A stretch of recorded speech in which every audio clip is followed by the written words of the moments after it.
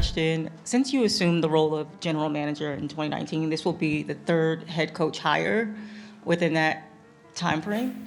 What does that say about the evaluation process from ownership, from you, the decision making? In terms of player feedback, I think it would be foolish to not best understand what they feel they need moving forward, but also understanding that is one factor of many that'll go into the ultimate decision. Yeah, I think that Cheryl's kind of set the standard in the WNBA for exactly that, not only longevity, but success.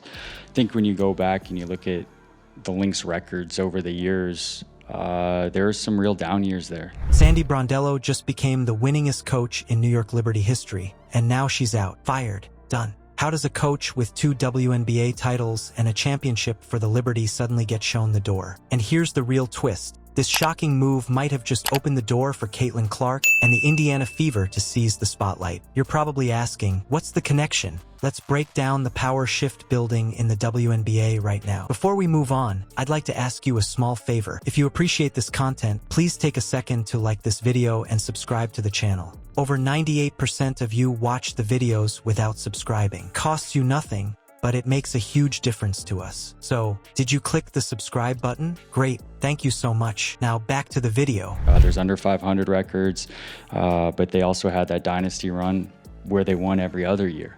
I think that during that time we just spoke on, right? Like, this league is different than just a couple of years ago, let alone that long ago. So I think it's more about that. This is not a results-based organization.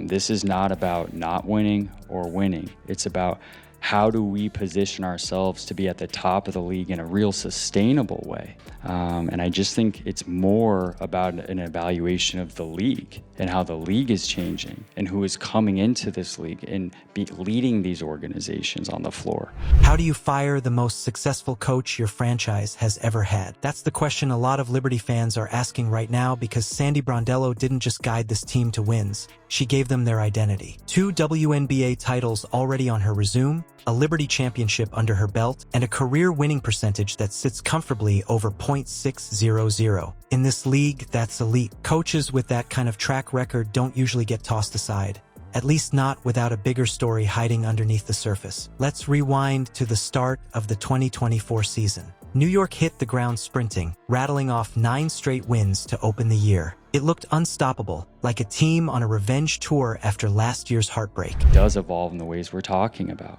on the floor. So for me, I think, in terms of Cheryl, I think she's exceptional, and I think that she's set the standard in that regard. But I think it's more indicative of the league at large than anything else. It's a situation part of my job is to make sure that we're somewhat bulletproof in the way that we prepare, the way that we adjust in game, and the way that we approach a season. Yeah, that's not something I'm even comfortable going into. I think that for us, we feel really confident that we need to evolve. We need to be more innovative right now. We need to be more adaptable right now. Those are things that are really important for us. Fans were thinking dynasty. Everything clicked. Stewart creating mismatches on the wing, Sabrina firing from deep, and Jonquil owning the glass. The Liberty had the blueprint that every other roster was trying to copy. Then, out of nowhere, the momentum vanished. The 9-game streak gave way to sloppy stretches, bad losses, and suddenly that first-place energy evaporated into a 5th-place finish. And when the playoffs hit, the Liberty didn't just fall short, they went out with a whimper. Now think about what Brondello had to manage during that stretch. Betnijah Laney Hamilton struggled to stay healthy, missing time they couldn't afford. So there's a 2-year gap right there, or a year gap, however you want to look at it. It's a year gap between her winning that championship. Then guess what? It's another year gap. All right? Makes it to the finals, but she ended up losing. 3rd year, she won it. Although a lot of people are upset how she won it, but what is she supposed to do about her team not performing? How are you telling me you're not impressed with what Sandy is doing? Sandy's been there for 4 seasons, y'all. 4 seasons. First year, struggling team, getting them together. The second year, makes it to the final. Jonquil Jones had lingering issues that slowed her down when they needed her dominance in the paint. And it wasn't just role players going down. Brianna Stewart, the player the entire system was built around, was battling a knee injury. That doesn't just affect one player, it throws off the entire rotation.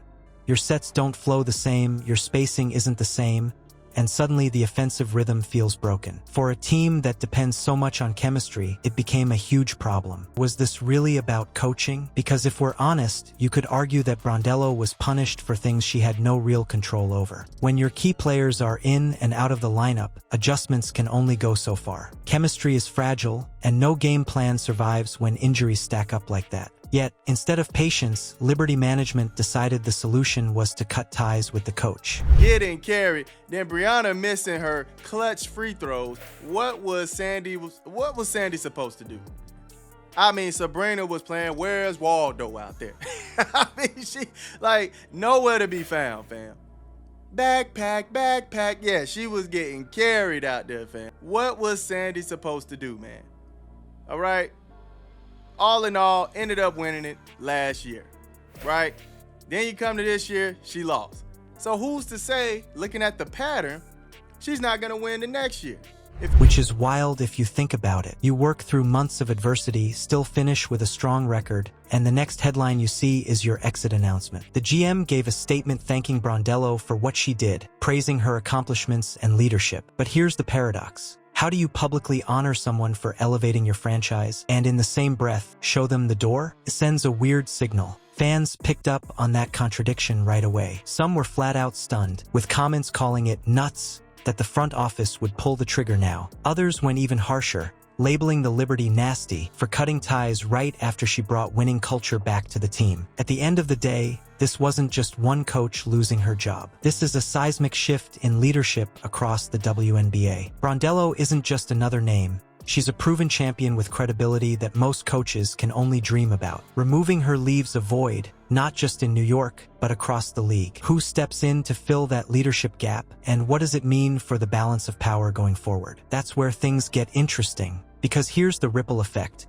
While the Liberty search for direction, another franchise has a golden opening to step forward. The Indiana Fever, led by Caitlin Clark, are building momentum game by game. With the Liberty caught in chaos and uncertainty, the spotlight doesn't stay empty. It shifts. And that shift might turn out to be the exact opportunity Clark has been waiting for, a chance not just to prove herself, but to lead Indiana into a new era of relevance in a league suddenly looking different at the top. The Liberty just gambled big, and that bet might actually hand Indiana an opening. Caitlin Clark doesn't need the league to slow down for her, but with the Liberty losing stability, the spotlight naturally shifts. The Fever now look like the team most ready to climb, and Clark has every reason to speed up that rise. So what do you think? Does Brondello's firing clear the path for Indiana to steal the attention of the league? Could this shakeup mark the start of a new WNBA chapter where Caitlin Clark and the Fever step into that top-tier spotlight?